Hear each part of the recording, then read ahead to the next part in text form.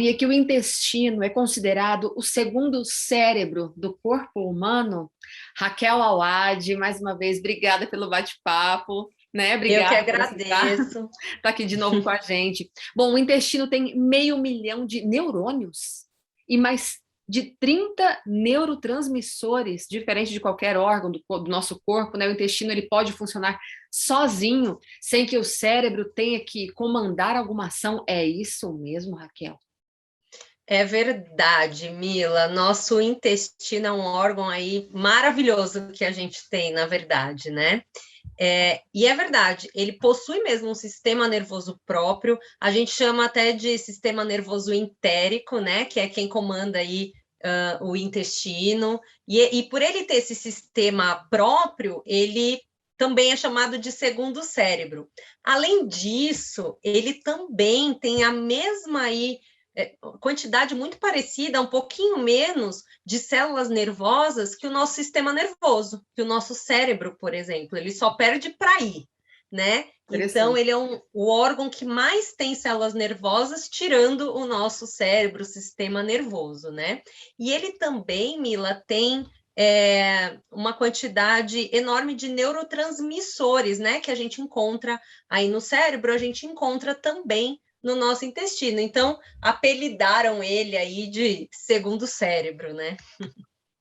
Sim, e tem uma relação entre o intestino e a serotonina? Explica pra gente. Tem, Mila, tem uma relação, sim. A serotonina, a gente conhece ela, né, como o neurotransmissor do prazer, da felicidade, do bem-estar. A serotonina, ela também é secretada no intestino, ela também é sintetizada ali no intestino. E ela gera, né, alguns efeitos no sistema nervoso central, no nosso sistema nervoso central, como controle de humor, né? Controle até do apetite, ela tem esses mecanismos no nosso sistema nervoso central, e alguns neurônios também têm capacidade para secretar essa serotonina, né? Que é conhecida como hormônio da felicidade, e a deficiência dela, Mila, está muito relacionada com distúrbios de ansiedade, Olha. depressão, né? E outros problemas de saúde também. No intestino, essa serotonina, ela tem como função também, né, controlar a motilidade intestinal, né, então os movimentos ali do intestino, aumentando, né, ou reduzindo esses movimentos para permitir a digestão, a absorção dos nutrientes, etc. Ela também tem um poder aí de controle de algumas enzimas digestivas, né, enfim. E embora a serotonina seja praticamente vital, né, em algumas, essencial para algumas funções vitais, né, do nosso corpo, mas a maior parte dela é sintetizada no nosso intestino. Então, quando há um desequilíbrio intestinal aí, que a gente chama da nossa microbiota, a gente vai falar um pouquinho mais dela mais à frente, essa produção de serotonina também fica prejudicada. E ela é Entendi. super importante. A gente viu quanto, né, de importância ela tem aí diversas funções do nosso corpo e também do nosso intestino. Interessante. Dizem, né, que quando o intestino está preso, a pessoa fica mais irritada, né, estressada. Então, existe essa relação entre o estresse e o intestino, né, Raquel? Quando a gente fala que a pessoa está enfesada, né? Esse nome não é por acaso, olha só. É verdade, Mila, é verdade. Mexe bastante com o humor. Interessante. Bom, vamos falar então, finalmente, sobre a microbiota intestinal, né, e como ela funciona no nosso corpo. O que é microbiota, né? Primeiro a gente tem que entender. Ela é a maior e mais variada comunidade de micro-organismos que a gente tem no nosso corpo, tá? Então, imagina que é uma comunidade ali de micro-organismos que envolvem bactérias, fungos, vírus, protozoários, e eles vivem ali em harmonia, tá? Com o corpo também. A gente começa a formar essa microbiota a partir do momento que a gente nasce. Então, a partir do momento que a gente nasceu, a gente entra em contato com as bactérias da nossa mãe, né? A depender da via de parto, a gente começa a entrar em contato com essas bactérias, com esse mundo externo. Ali a gente começa a formar a nossa microbiota. Então, é bastante importante desde o nascimento, né? Na fase adulta, a gente estima que um adulto tem, em média, aí, trilhões de micro-organismos que habitam a nossa microbiota intestinal, tá? Então, são muitos mesmo. Ela é composta por diferentes bactérias, que nem eu falei, né? Fungos, protozoários e etc., que vivem em harmonia com o nosso corpo. Então, ela ajuda muito, né? Em diversos processos, como o nosso sistema imunológico, absorção de nutrientes. Então, ela tem envolvimento com tudo isso que acontece no nosso corpo. Existem muitos estudos novos ainda, Mila, desvendando aí o microbioma, né? A gente tem o nosso genoma aí desvendado já, depois de muitos anos de estudo, e hoje eles trabalham muito a respeito também do microbioma, o quanto essa interação desses micro-organismos são importantes e também influenciam na questão dos nossos genes também. Interessante. Então, existe, né? Você comentou agora há pouco, essa relação entre intestino e imunidade, né, Raquel? Sim, existe, com certeza, Mila, né? Muito mais do que absorver nutrientes e etc., nosso intestino é responsável por grande parte da nossa imunidade, né? A mucosa intestinal, né? Ou seja, ali a parede do intestino, ela é a nossa maior via de contato entre o nosso organismo e o ambiente externo, né? Imagina que a gente tem aí em torno de 7 a 8 metros de intestino, né? Nossa. Nosso intestino é bastante grande, ele é bastante comprido. Então, ele funciona como um grande campo de batalha, né? Repleto desses micro-organismos e que eles não estão ali por acaso, né? Na realidade, alguma das funções, né, desses micro-organismos é evitar, por exemplo, a entrada de micro-organismos patógenos, que a gente chama, então, por exemplo, bactérias, vírus que vão nos causar problemas, que vão nos causar doenças, então ele protege disso também.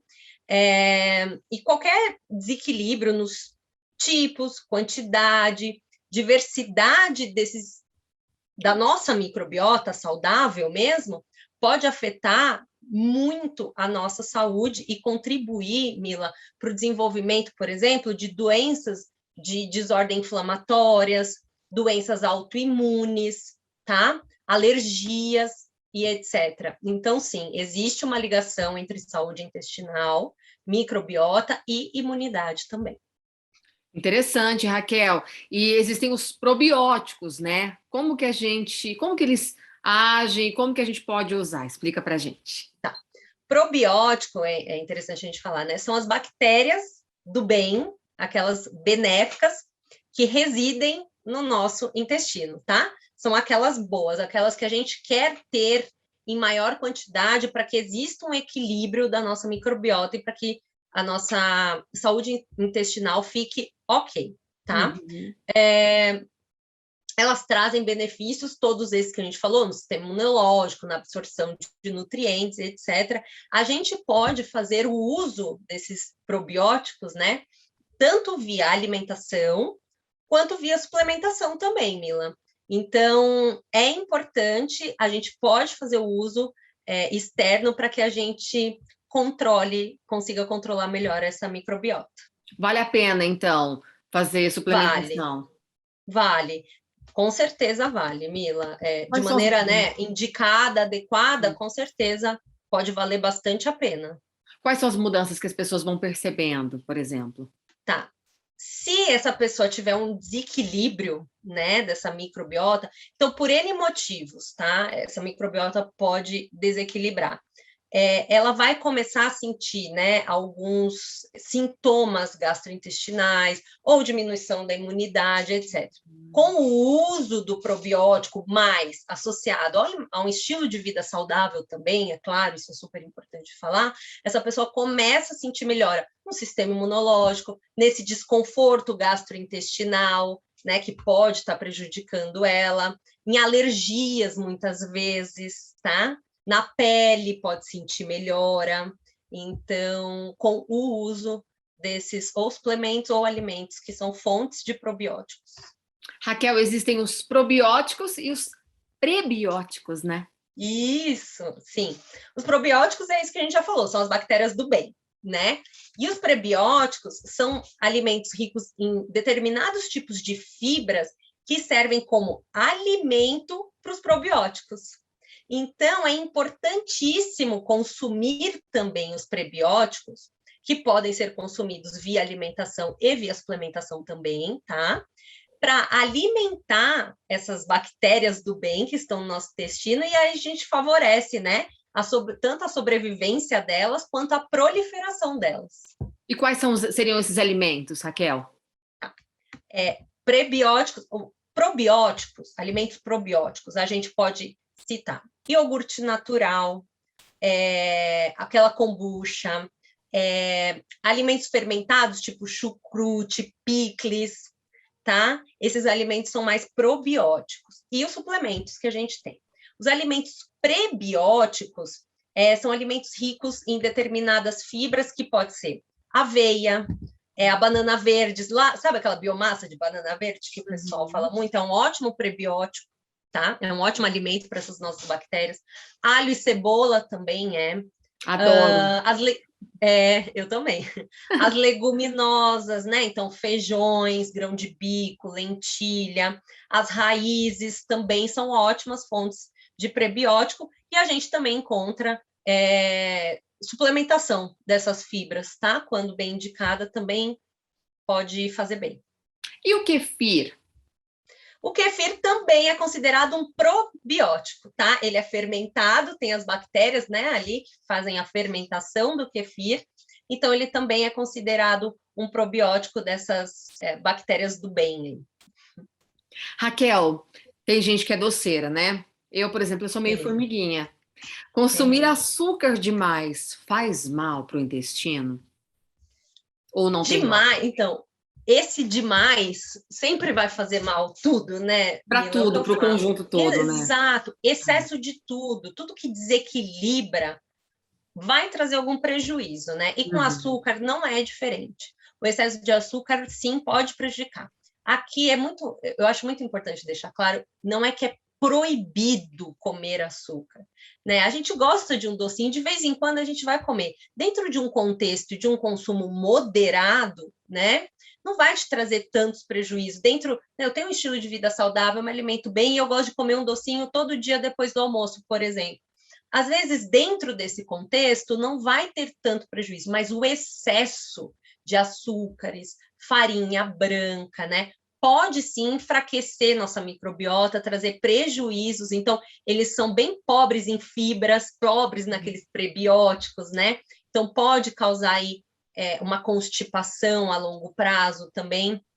E também o açúcar, ele pode alimentar quem não devia, aquelas bactérias que não são as do bem, são as do mal, né? As bactérias que a gente não quer que aumentem ali no nosso intestino. A gente quer deixar as bactérias do bem sempre em maior quantidade. E o açúcar pode alimentar essas bactérias que não são tão boas e pode causar e acabar causando um processo mais inflamatório geral, né, do nosso corpo.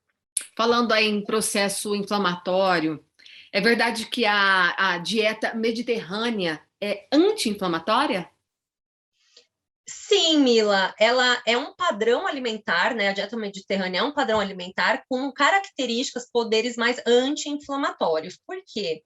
Ela é super rica em gorduras boas, que a gente fala que são as gorduras insaturadas, poli e monoinsaturadas, tá? Também é rica em fibras, é rica em antioxidantes, em polifenóis, que são substâncias aí com poderes mais anti-inflamatórios. Então, quando a gente fala de inflamação, a gente está falando de contexto, tá? Não tem um alimento que é inflamatório ou anti-inflamatório. A gente tem todo um contexto. E a dieta mediterrânea, ela é uma dieta, né, dentro de todos os alimentos que compõem essa dieta, com um poder que a gente pode falar que é mais anti-inflamatório. Legal. Tem alguma dieta detox para o intestino? Mila, não, né? Eu Não! sempre falo, não, detox, né? Detox vem muito do termo de detoxificação. O órgão do nosso corpo principal, né? Responsável pela detoxificação é o nosso fígado, na verdade.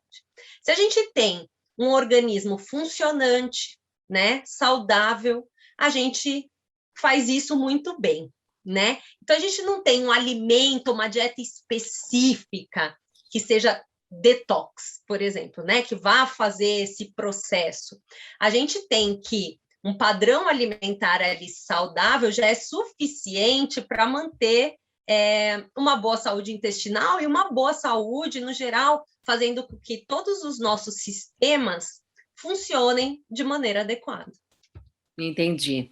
E a cafeína? Tomar um cafezinho faz mal para o intestino, para a saúde do intestino ou não?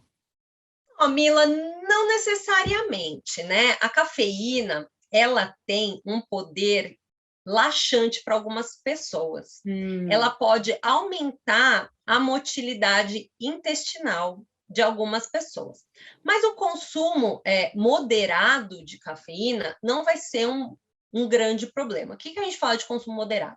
Até no máximo 3 a 4 xícaras de café por dia, tá? Não muito mais que isso. Tem gente que toma litros de café por dia, né? Eu E conheço aí pessoas, sim, menina do céu, que sim, toma tem, litros de verdade. Eu fiquei tem. chocada. Tem gente que Amiga, toma uma garrafa de café tranquilamente por dia, né? eu tomo 2 xicrinhas. Tô indo bem Tá ou dentro, tá tá dentro? dentro, Ufa. tá tranquila. Mas tem gente que toma, né, a garrafa inteira, enfim, né, sente essa necessidade. O excesso de cafeína, sim, pode ser prejudicial, pode causar, né, ter esse poder laxante, pode diminuir a absorção de alguns nutrientes da alimentação. Então, eu sempre recomendo, depois do almoço e do jantar, não logo tomar aquele cafezinho. Esperar aí, pelo menos 1 horinha, mais ou menos, para poder tomar esse café, porque a cafeína pode prejudicar a absorção, né, desses nutrientes. E ela pode ser prejudicial, por exemplo, Mila, para quem tem gastrite, né, essas coisas, refluxo, ela pode interferir, aumentar os sintomas. Para quem tem ansiedade, também, tá? Pode interferir. Mas isso é muito individual. Para a grande maioria das pessoas, um consumo moderado não vai ser um grande problema mesmo para a saúde intestinal, tá? Tá legal. E a bebida alcoólica, Raquel? Faz mal para o intestino? Tem relação? Mesma coisa, né? Mesma coisa. Excesso de bebida alcoólica faz mal para tudo, não só para o intestino, né? Para o nosso corpo no geral. Então, o álcool ele pode sim, né, promover aí mudanças bastante grandes no nosso sistema gastrointestinal também. Pode promover também um desequilíbrio das nossas bactérias intestinais, da nossa microbiota. Então, ele pode matar ali algumas bactérias, né, que são benéficas para o nosso corpo, além dos outros tantos prejuízos que a gente tem com o consumo excessivo de álcool, sim, né, Mila? Então, assim, o álcool não é indiscutível essa questão. O consumo moderado, né, de uma dose, não vai ser tão prejudicial dentro de um contexto saudável. Por exemplo, na dieta mediterrânea, o vinho está presente, né? Sim. Então, dentro de um contexto ali, ele não vai ter tanto prejuízo num consumo moderado de 1 a 2 doses, né? Que é uma dosagem baixa, bem diferente do que o pessoal costuma tomar quando começa a beber, né? Então, o consumo excessivo, sim, pode ser prejudicial. Raquel, existe alguma relação entre a saúde dos ossos e o intestino? É verdade ou é mito essa história? Pode existir sim, É. Mila, porque a microbiota, o intestino saudável, ele ajuda na produção de alguns hormônios, né? E absorção de algumas vitaminas e minerais que são cruciais, importantíssimas para a saúde óssea. Então, lembra que a gente falou? Uma microbiota prejudicada, intestino prejudicado, vai prejudicar a absorção de nutrientes. Então, o cálcio, a vitamina D, né, que são absorvidos ali, vão ser mal absorvidos, tá? E isso pode prejudicar a nossa saúde óssea. Alguns hormônios que são extremamente importantes também ali para a nossa saúde óssea também podem estar prejudicados por conta de uma saúde intestinal ali que não está muito boa. Então, de maneira direta e indireta, a saúde do intestino pode estar ligada à nossa saúde óssea, sim. E o sono, Raquel? Quem tem insônia, tem alguma coisa a ver com a saúde do intestino? Você comentou no Pode, começo do nosso bate-papo, né? Alguma coisa. exato. E aqui a questão do sono é uma via de mão dupla, porque assim, Mila, não dormir bem causa estresse. E o estresse é bastante prejudicial para o nosso intestino. Ele pode aumentar a permeabilidade da parede intestinal do nosso intestino. Quando ele aumenta a permeabilidade, o que acontece? Algumas moléculas que não deveriam passar, né, para fora, para o meio externo, para a corrente sanguínea, conseguem passar moléculas maiores, né? Então, isso pode ser bastante prejudicial para a nossa saúde, causando aí doenças autoimunes, alergias, inflamações, né? Então, o estresse pode causar isso. Então, não dormir bem causa estresse que pode levar a isso. E, ao mesmo tempo, uma saúde intestinal prejudicada pode atrapalhar o sono. Então, uma via de mão dupla, né? Não dormir bem atrapalha a saúde intestinal e uma saúde intestinal não muito boa atrapalha o sono. Por quê? O intestino, ele tem também influência sobre o nosso ciclo circadiano, né? E também sobre alguns hormônios que são reguladores do sono. Então, as duas coisas atrapalham. Não dormir bem atrapalha o intestino e o intestino não muito bom atrapalha o sono. Tem que cuidar, né? Tem uma total relação. Vamos falar um pouquinho sobre os antibióticos, né? Diz que baixa a imunidade depois que você faz uso dos antibióticos, né? A imunidade cai. E aí, como que a gente faz, então? Vamos supor que eu precisei tomar um antibiótico. Como que eu faço para recuperar, né, a flora intestinal, por exemplo? Mila, acho muito importante falar aqui do uso de antibióticos. Os antibióticos são ótimos medicamentos. Graças a ele, nós conseguimos ter uma vida mais longa hoje em dia, né? Eles são responsáveis por isso. Porque imagina, antes deles, qualquer infecção que a gente tivesse, uma infecção no dente, praticamente morria-se, né? Se a infecção alastrava, não tinha o que fazer, morria-se. Então, os antibióticos são muito necessários. Porém, o uso indiscriminado de antibióticos pode trazer também muitos prejuízos para a gente. Um deles é que os antibióticos, né, quando a gente toma, eles não agem somente nas bactérias que estão ali causando aquela infecção. Ele pode agir também em outros tipos de bactérias, por exemplo, as que vivem no nosso intestino e que são boas para a gente. Ele pode também matar algumas dessas bactérias. Né? Então, depois do uso de... Por isso que muitas vezes quem toma antibiótico acaba tendo diarreia, né? Sente esses sintomas gastrointestinais, né? Então, depois do uso de antibióticos, a gente pode sim, Mila, acabou ali o tratamento, entrar com uma suplementação de probiótico, de prebiótico também, se for necessário, e uma alimentação ali, né, balanceada, saudável, que seja também fonte de probióticos, de prebióticos, uma alimentação ali mais equilibrada. Isso vai ajudar a recuperar essa microbiota que ficou afetada pelo uso dos antibióticos. E muita água, né, Raquel? Água.